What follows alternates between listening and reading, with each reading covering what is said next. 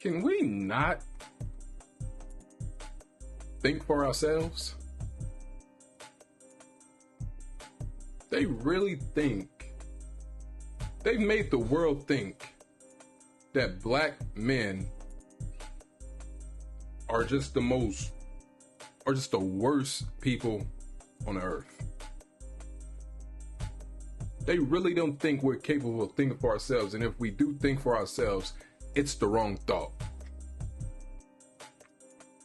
When someone come out and shame you, when you're constantly being shamed for the decisions you make and they have no real, retort to why you feel the certain way or the decisions you made, and every response is just a shaming tactic, that's when you know you're doing something right.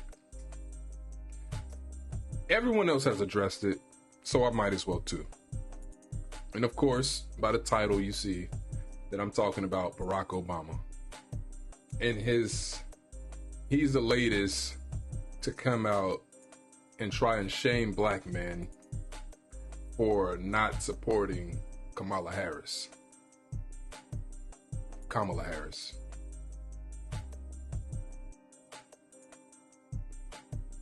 We're just gonna react to this video about Barack Obama saying that we're coming up with excuse. You know what? We're just gonna watch the video. On Obama trying to shame us black men for not supporting Kamala Harris. Let's get to it. This was in Pittsburgh. Black voters stop Trump. You see Harris waltz, and I would assume that of course I would assume that all these people in the room are voting for Kamala Harris. But of course the cameras are here, so he's really not talking to the people in the room. He's talking to those people who are watching this who don't believe in what it is that Kamala Harris is trying to do or whatever her, they don't believe her. But let's just hear what Barack has to say. I'm going to go ahead and just speak some truths, if you don't mind. Because my understanding, based on reports I'm getting from campaigns and communities, is that we have not yet seen the same kinds of energy and turnout in all quarters of our neighborhoods and communities as we saw when I was running. Why do you think that is? What could the reason be that we're not seeing the same turnout 16 years ago and also 2012, so 12 years ago from when you were running? What do you think the difference is, Obama?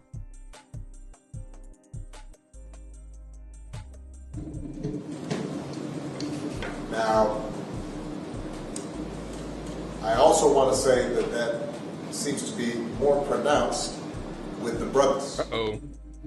He coming for us. Obama is coming for the brothers. And of course, with this, everyone has reacted to it. You have people like Stephen A. Smith coming out reacting to it.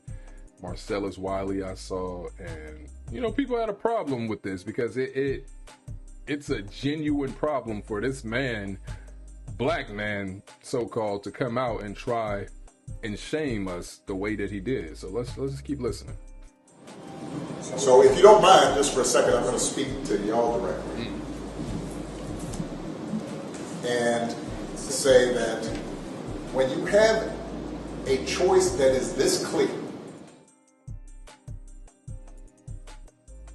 When he say choice that is this clear, is he talking about, he is talking about Kamala Harris, and the choice he's saying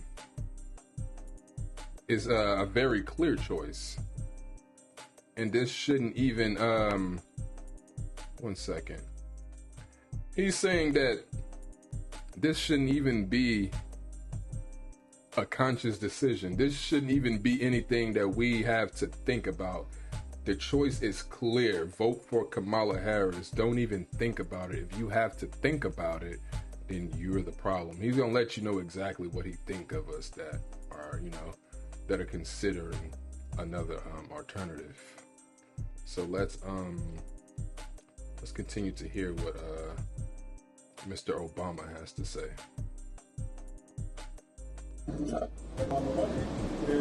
When on the one hand you have somebody who grew up like you, knows you, went to college with you, understands the struggles and pain. Really don't think he's losing me right here, because I really don't think she grew up like me, understands me, went to college with me, understands the struggles that I've been through. I don't think so. I don't think she can relate at all. I think she added to that struggle, most definitely. But I don't think she can relate. Joy that comes from those experiences. Who's had to work harder and do more and overcome and achieves the second highest office in the land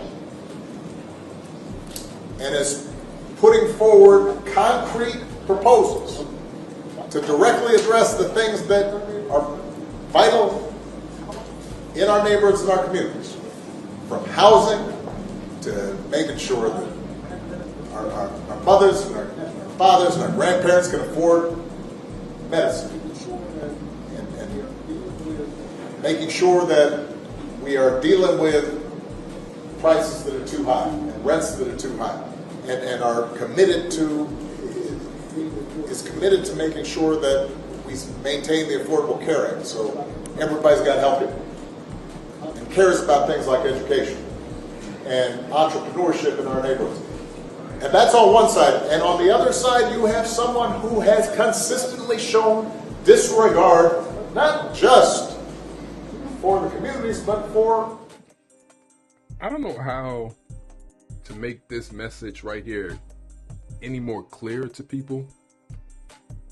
Just because I'm not voting for Kamala Harris or anyone else who's not voting for Kamala Harris, that doesn't mean they're voting for Donald Trump. I don't know why that's so hard to register in people's brains. Just because I'm not going this way doesn't mean I'm going this way. You as a person, and you're thinking about sitting out? Yes, if neither is a great choice for me, I don't have to vote for any of them. I can just put any name on the ballot if I don't feel what they're doing. Yes, that's a right, Barack Obama. You were the president. You have some legal background. You did go to like Harvard or something. Like how are we? This is the basics right here. Yes, my vote, my choice. I can do whatever I want with it. I can choose not to even use it. So yes, there is vote for Trump, vote for Harris. There is put somebody else's name on the ballot, and there is completely just sit out and not vote. That's a choice.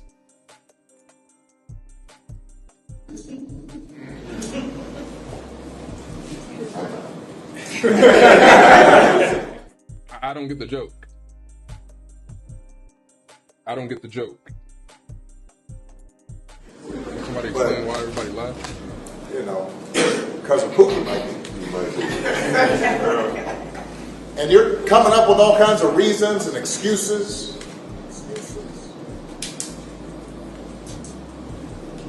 I've got a problem with that. Because part of it... So now, again, we can't have a thought of our own if we're not voting for Kamala Harris and if we're not voting for Trump. We're coming up with excuses.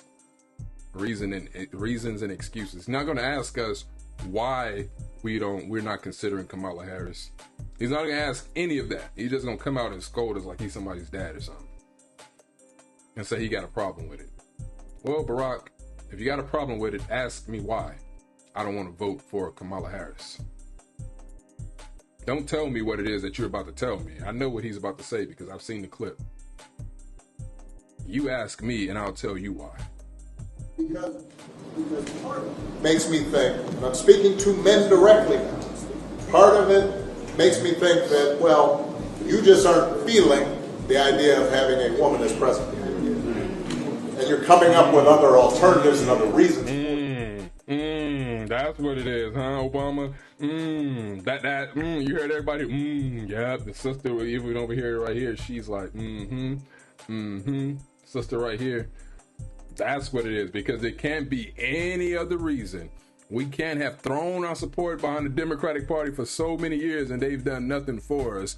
We can't have been promised so many things and they've underdelivered on those things. It can't be any other reason why we wouldn't want to vote for Kamala Harris besides the fact that she's a woman. That's the only other alternative, the only reason that it could be. If you're not voting for Kamala and you're not voting for Trump, then you're not voting because you're not feeling the idea that a woman can be president. But I'm not going to ask you why you're not going to vote for Kamala Harris. I'm just going to tell you why I think you're not going to vote for Kamala Harris. And he got a problem with that.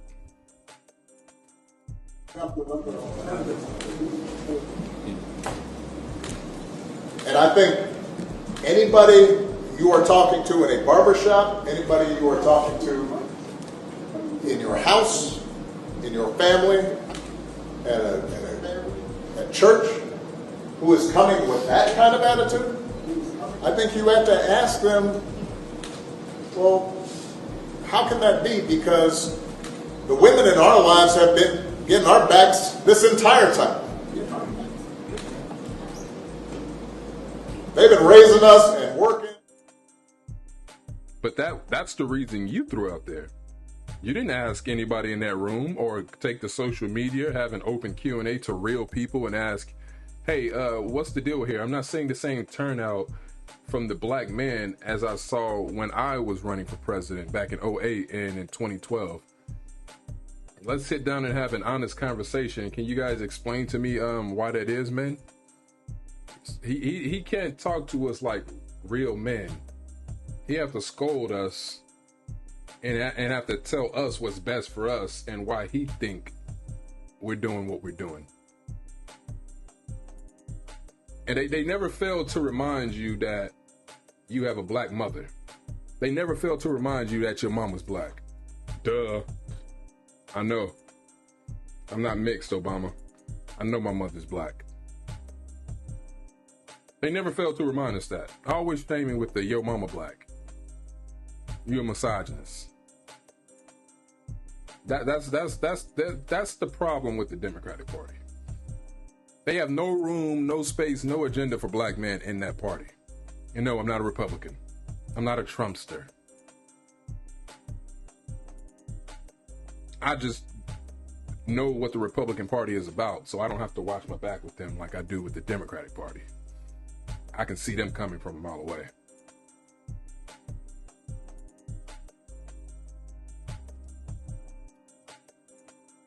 And having our backs, and when we get in trouble and the system's not working for us, they're the ones who are out there marching and protesting.